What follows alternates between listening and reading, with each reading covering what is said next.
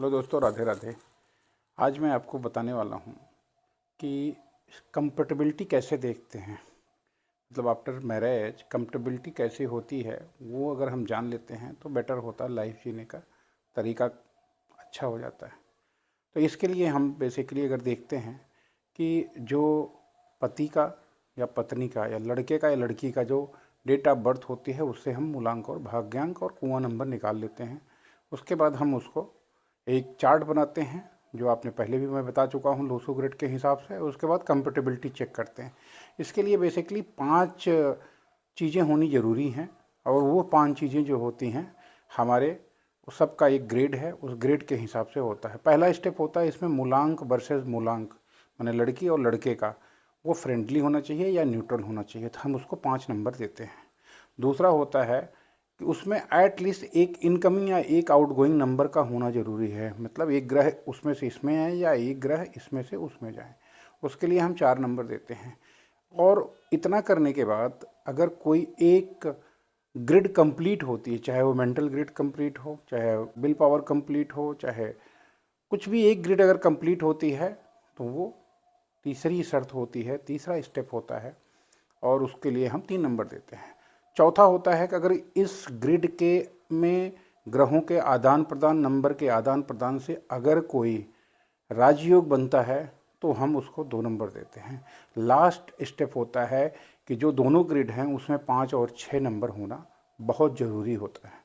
तो ये अगर इस तरह से देखते हैं तो उसको हम 1 नंबर देते हैं। इस तरह से आप देखेंगे तो 5 4 3 2 1, तो ये देखते हैं 5 4 9 3 12 2 14 1 15। अगर देखते हैं कि न्यूमरोलॉजी में 15 में 15 अगर नंबर मिलते हैं, अगर मैच होते हैं, तो इसका मतलब हमारी कंफर्टेबिलिटी जो है 100% है, राइट। अब इसको एक डेट ऑफ बर्थ के हिसाब से हम इसको ज़रा कैलकुलेट करते हैं। आइए देखते हैं कैसे होता है। सपोज करो लड़के का डेट ऑफ बर्थ है 12/1/1995। अब इसका मूलांक, भाग्यांक और कुआं नंबर देखते हैं तो 3 1 5 होता है। सेम वैसे अगर गर्ल का है, लड़की का है, तो 17/4/1996 अगर इसका डेट ऑफ बर्थ, एक एग्जाम्पल ले लेते हैं, तो इसको देखते हैं तो 8 1 2 होता है। 8 1 2।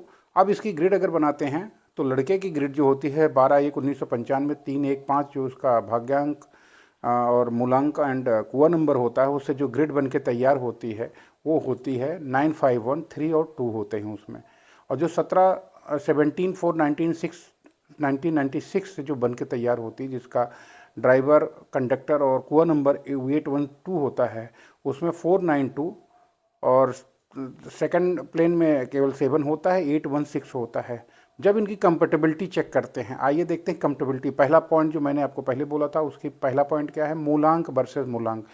तो लड़के का मूलांक 12 होने के नाते 3 है, लड़की का 17 होने के नाते 8 है, मतलब दोनों आपस में फ्रेंड या न्यूट्रल हैं। यस, बृहस्पति का शनि के साथ न्यूट्रल रिलेशनशिप है, इसलिए हम इसको क्या देंगे, 5 नंबर देंगे।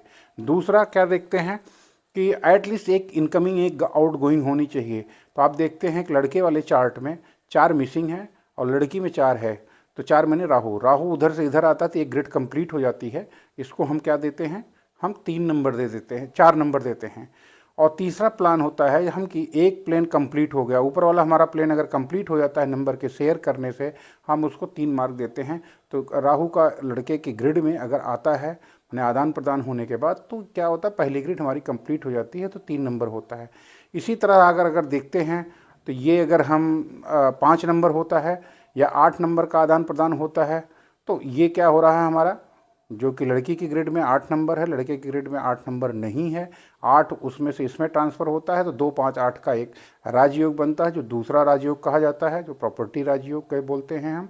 और तीसरा होता है 5 और 6 नंबर, मतलब बुध और शुक्र का होना। तो 5 ऑलरेडी लड़के में है, 6 ऑलरेडी लड़की में है, तो दोनों में है। तो इसलिए अगर आप कंपैटिबिलिटी चेक करते हैं तो ये 15 गुण में 15 गुण मिलता है, जिसको हम न्यूमरोलॉजी के हिसाब से देखते हैं। तो इस तरह से हम चेक कर सकते हैं। और ये वीडियो बनाने का पर्पज़ ये था क्योंकि ये फरवरी महीना है। फरवरी महीना आप जानते हैं कि ये सब लव का महीना होता है, तो ये सारे डेज अच्छे से निकलें, इसलिए कंपैटिबिलिटी चेक करना बहुत इंपॉर्टेंट है न्यूमरोलॉजी के पॉइंट ऑफ व्यू से, और हैप्पी मैरिज लाइफ के भी हिसाब से। Thank you so much.